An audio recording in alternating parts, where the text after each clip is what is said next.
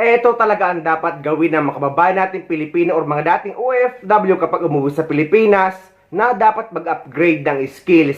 Dahil malaking tulong ito kahit basic skills lang na malaki ang sweldo kumpara sa mga household workers sa ibang bansa. Nakikipagsali-puwersa ang gobyerno ng Pilipinas sa mga bansang may mataas na demand para sa Pinoy caregivers. Layo nitong tulungan ng ilang dating domestic workers na gustong maging lisensyadong caregivers o nursing aid.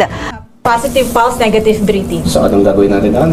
Follow up? Follow up medical assistant as I do rescue breathing. Blow, 1, 2, 3, 2. Blow, 1, 2, 3, 4. Cardiopulmonary Resuscitation o CPR ang isa sa mga tinitiyak ng TESDA accredited school na ito sa Quezon City na naiintindihan ng gusto ng kanilang estudyante gaya ni Bernalyn na dating domestic helper sa Saudi Arabia.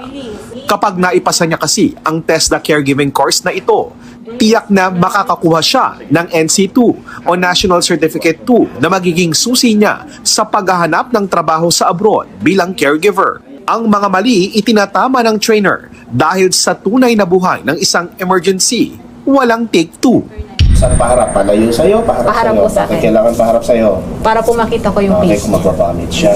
Ayon kay Bernalyn, mahigit 20,000 pesos ang paunang sahod niya sa Saudi noon bilang domestic helper. Nakaranas din daw siya ng pang-aabuso sa unang naging employer. Pero kalaunan nakalipat siya at inalagaan ng isang lola na Saudi national na naging inspirasyon din niya para mag-aral ng caregiving.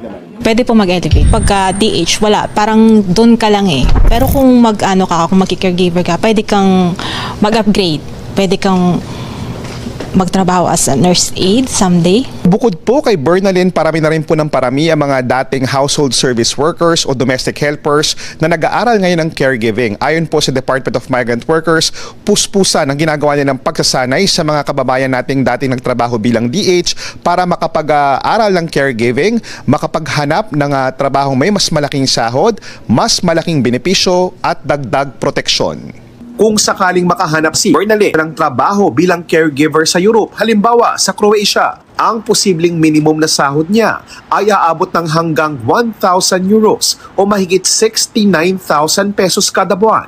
Hindi pa kasama rito ang overtime at iba pang benepisyo. Bumubuo na raw ng collab ang gobyerno ng Pilipinas sa mga bansang nangangailangan ng Pinoy caregivers na tutulong para sa pagsasanay sa mga dating domestic helpers na maging isang lisensyadong caregiver o nursing aid. Bukod pa ito sa programang meron na ang DMW at OWA para sa mga dating OFW na nais mag-aral ng mga bagong skills para makapag-level up ng ibang trabaho abroad. Kausap daw ng DMW ang mga bansa sa Middle East. Malaki rin daw ang demand sa Europe. It's happening as we speak, and then as again Croatia, Slovenia, and now again we are engaging receiving countries in the Gulf states along these lines, and this will also be a major track sa Abu Dhabi Dialogue chairship ng Pilipinas. Noon uso si Canada talaga ang target. Ngayon, since tumatanda na ang mundo natin, so nagsimula lumabas ang Japan, sila. Tapos si Australia, New Zealand. Ngayon, yung Europe, medyo nagko-compete na sila ngayon, kaya nag-uunahan na. Kaya marami na umaangat na talaga na, sige, domestic work ako before, mag-caregiver ako. Bukod sa mga dating domestic helper na naging caregivers, ayon sa DMW, may mga DH na may background sa education ang dumaan sa mga pagsasanay habang nasa Hong Kong. Inaasahang babalik sila ng Pilipinas para maging mga public school teachers. At kapag caregiver na kayo ay huwag nyo nang pangarapin na pumunta pa dito sa Middle East.